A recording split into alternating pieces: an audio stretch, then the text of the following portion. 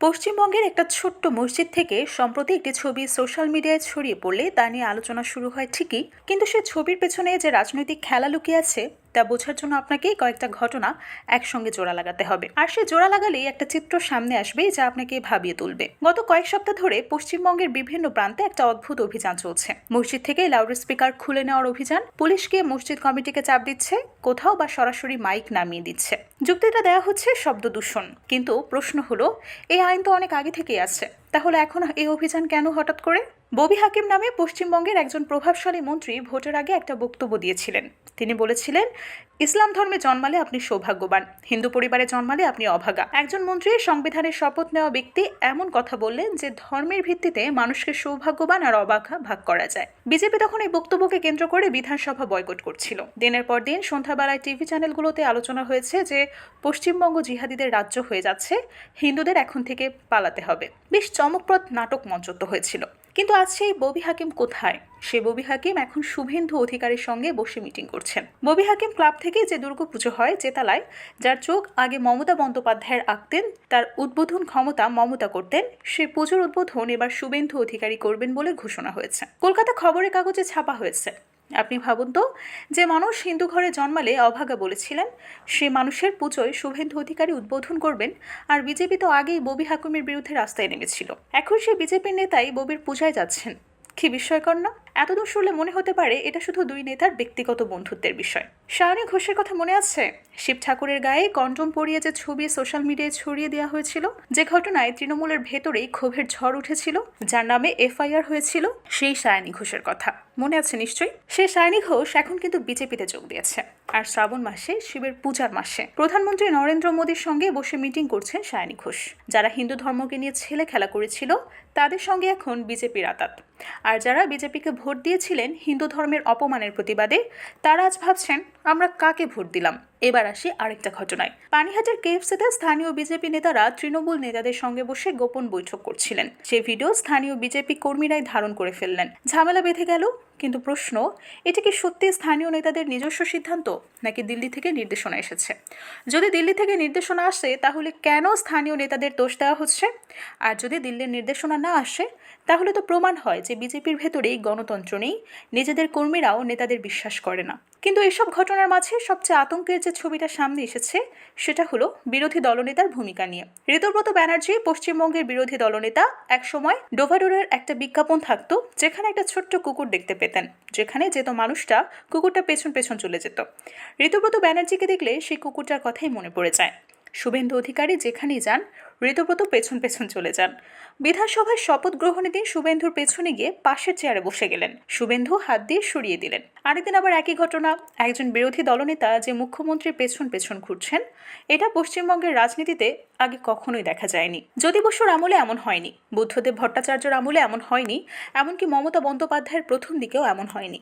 আর তার চেয়েও বড় ঘটনা ঘটেছে সম্প্রতি। আনন্দবাজার পত্রিকা ধরেছে যে একদিন দুপুরে ঋতুব্রত ব্যানার্জি বিধানসভা থেকে ওয়াকআউট করেছেন শুভেন্দু অধিকারীর বিরুদ্ধে প্রতিবাদ জানিয়ে। আর সে রাতেই বিমানবন্দরের কাছে একটা হোটেলে চুপি চুপি শুভেন্দু অধিকারী আর ঋতুব্রত ব্যানার্জির গোপন বৈঠক হয়েছে। দুপুরে প্রতিবাদ, রাতে গোপন বৈঠক। পশ্চিমবঙ্গের ইতিহাসে কোনো মুখ্যমন্ত্রীর সঙ্গে বিরোধী দলনেতার এমন রাতের গোপন দেখা করার ঘটনা কোনোদিন ঘটেছে বলে শোনা যায়নি। এবার এসব ঘটনাকে একটা সূত্রে গাঁথলে কি ছবি দাঁড়ায়? শুভেন্দু অধিকারী ক্ষমতায় এসে প্রথম যে কাজটা করলেন তা হলো বুলডোজার নিয়ে মাঠে নামা। কিন্তু গোটা পশ্চিমবঙ্গে এত জায়গা আছে, বুলডোজার প্রথম গেল কোথায়? তপসিয়ায়। তপসিয়া এমন একটা এলাকা যেখানে প্রায় শতভাগ মুসলমান বাস করেন। সেখানে বুলডোজার নিয়ে গেলে কি হবে সেটা তো আগে থেকেই জানা। বামপন্থীরা প্রতিবাদে নেমে আসবে, ঠিক তাই হলো। সিপিএম এসে বাধা দিল, আর তৎক্ষণাৎ সেই ছবি সোশ্যাল মিডিয়ায় ছড়িয়ে দেওয়া হলো সিপিএম মুসলমানদের দালালি করছে, মোল্লাদের বাঁচাতে এসেছে। 24 ঘন্টাও কাটলো না, বুলডোজার চলে গেল দমদমে হাবড়ায়। সেখানে কার ঘর ভাঙল? নমস্রোত দলিত গরিব হিন্দু পরিবারের ঘর। গলায় কঞ্চির মালা পরা বৈষ্ণব পরিবারের দোকানপাট ভাঙচুর করা হলো।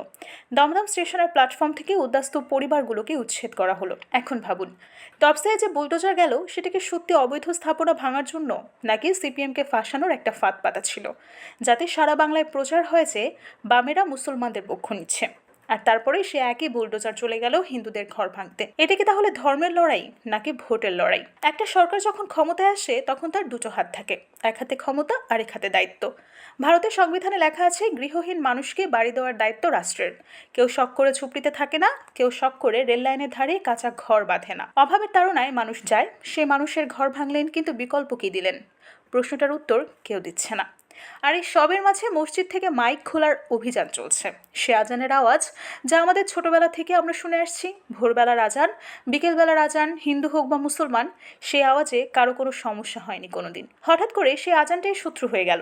আর যারা হিন্দু ধর্মকে নিয়ে ছেলে খেলা করেছিল তারা আজ হিন্দু রক্ষার দাবিতে মাঠে নেমে গেছে। শিব ঠাকুরকে অপমান করার অভিযোগে যাদের বিরুদ্ধে মামলা হয়েছিল তাদের সঙ্গে আজ হাত মিলিয়েছে সেই বিজেপি। মমতা বন্দ্যোপাধ্যায়ের 15 বছরের শাসনে পশ্চিমবঙ্গে অনেক কিছুই নষ্ট হয়েছে।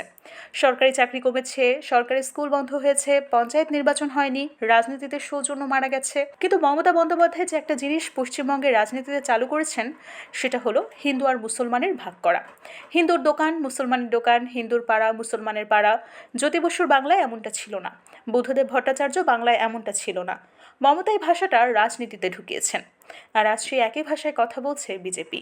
তপসে মুসলমানের ঘর ভাঙা হচ্ছে বলে প্রচার, হাবড়ায় হিন্দুর ঘর ভাঙা হচ্ছে বলে নীরবতা। বিধানসভার ভেতরে আজ যা পরিস্থিতি সেটা আরও ভয়াবহ।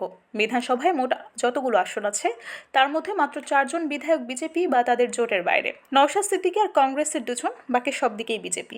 কেউ সরাসরি, কেউ ঘুরপথে, বিধানসভার বাইরে রাস্তায় দাঁড়িয়ে অবশ্য বিরোধীরা প্রতিবাদ করছেন বলে আমরা আটকাবো, আমরা প্রতিরোধ করব। কিন্তু বিধানসভার ভেতরে তো সে প্রতিরোধ দেখা যাচ্ছে না। এখন সবচেয়ে বড় প্রশ্ন, এরপর কি হবে? যদি আগামী দিনে এই ধরনের রাজনীতি চলতে থাকে তাহলে পশ্চিমবঙ্গের সাধারণ মানুষ, তার ধর্ম যেটাই হোক না কেন, সবচেয়ে বেশি ক্ষতি হবে তার। কারণ এই রাজনীতিতে হিন্দুরও কোনো লাভ হচ্ছে না, মুসলমানেরও কোনো লাভ হচ্ছে না। হিন্দুর ঘর ভাঙছে, মুসলমানের মাইক খুলছে, দুজনেই তো ক্ষতিগ্রস্ত। কিন্তু যারা ভোট চাইছেন তারা লাভবান হচ্ছেন। বাস্তবে কেউ কাউকে রক্ষা করছে না, রক্ষা হচ্ছে শুধু রাজনৈতিক আসন। একদিকে বিজেপি বলছে হিন্দু রক্ষা করছি, অন্যদিকে তৃণমূল বলছে মুসলমানকে রক্ষা করছি। সবশেষে আপনার কাছে আমার একটা প্রশ্ন ছিল, যে মানুষটা আজান শুনে বড় হয়েছে সে আজানকে আজ শত্রু বলে মনে হচ্ছে, আর যে মানুষটা শিব ঠাকুরের অপমান করেছিল সেই মানুষকে আজ শুভেন্দু অধিকারের সঙ্গে বসে মিটিং করতে দেখা যাচ্ছে। এর মানে কি চলছে? আপনার মতে এই রাজনীতির আসল শিকার কে, হিন্দু নাকি মুসলমান, নাকি সেই সাধারণ মানুষ যার কাছে না আছে পাকা ছাদ, না আছে কোনো রাজনৈতিক পৃষ্ঠপোষকতা? আপনার উত্তরটা কমেন্টে জানান, কারণ এই প্রশ্নের উত্তরটা খুঁজে বের করতে পারলেই হয়তো পশ্চিমবঙ্গের রাজনীতির আসল চেহারাটা আপনার চোখের সামনে পরিষ্কার হয়ে যাবে।